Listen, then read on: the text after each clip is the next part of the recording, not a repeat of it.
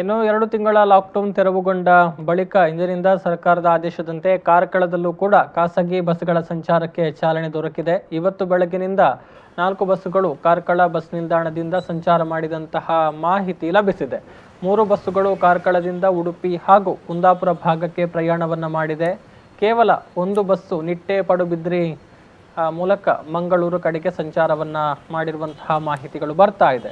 ಇನ್ನು ಬಸ್ಸುಗಳಲ್ಲಿ ಎಲ್ಲ ರೀತಿಯ ಮುನ್ನೆಚ್ಚರಿಕಾ ಕ್ರಮಗಳನ್ನು ಕಾರ್ಕಳದಲ್ಲೂ ಕೂಡ ತೆಗೆದುಕೊಳ್ಳಲಾಗ್ತಾ ಇದೆ. ಸಂಪೂರ್ಣವಾಗಿ ಸ್ಯಾನಿಟೈಸ್ ಆಗಿ ಪ್ರಯಾಣಿಕರು ಕೂಡ ಸಾಮಾಜಿಕ ಅಂತರವನ್ನು ಕಾಯ್ದುಕೊಂಡು ಪ್ರಯಾಣ ಮಾಡ್ತಾ ಇದ್ದಂತಹ ದೃಶ್ಯಗಳು ಕಾರ್ಕಳದಲ್ಲಿ ಕಂಡುಬಂತು.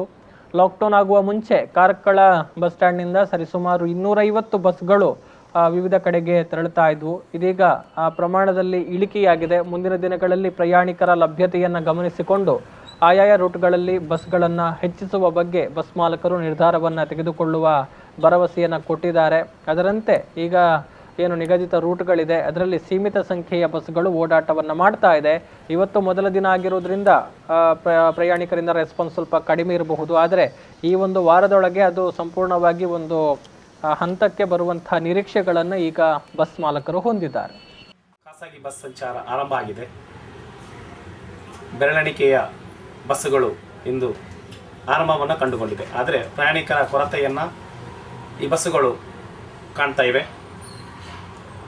ಇವತ್ತು ಬೆಳಗ್ಗಿನಿಂದ ಇಲ್ಲಿಯವರೆಗೆ ಸುಮಾರು 4 ಬಸ್ಸುಗಳು ರಸ್ತೆಗೆ ಇಳಿದಿವೆ. ಆದರೆ ಪ್ರಯಾಣಿಕರ ಕೊರತೆ ಕೂಡ ಬಹಳಷ್ಟು ಕಡಿಮೆ ಇದೆ. ಮುಂದಿನ ದಿನಗಳಲ್ಲಿ ಜನಸಾಮಾನ್ಯರು ತಮ್ಮ ಕೆಲಸಗಳಿಗಾಗಿ ಬಸ್ಸುಗಳನ್ನು ಅವಲಂಬಿಸಿದಾಗ ಒಂದಷ್ಟು ಸುಧಾರಣೆಗಳು ಕಂಡುಬರಬಹುದು. ಅದೇ ರೀತಿ ಸಾಮಾಜಿಕ ಅಂತರವನ್ನು ಈಗಾಗಲೇ ಬಸ್ಸುಗಳು ಕಾಯ್ದುಕೊಳ್ತವೆ. ಯಾಕೆಂತೇಳಿದರೆ ಪ್ರಯಾಣಿಕರ ಕೊರತೆ ಬಹಳಷ್ಟು ಇರುವುದರಿಂದ ಅದಕ್ಕಾಗಿ ಯಾವುದೇ ತೊಂದರೆ ಬರ್ತಾ ಇಲ್ಲ. ಮುಂದಿನ ದಿನಗಳಲ್ಲಿ ಇದೆಲ್ಲವೂ ಕೂಡ ಸರಿ ಹೋಗ್ಬೋದು ಅನ್ನುವಂಥ ಆಶಾಭಾವನೆ ನಮ್ಮದೆಲ್ಲರದ್ದು ಕೂಡ.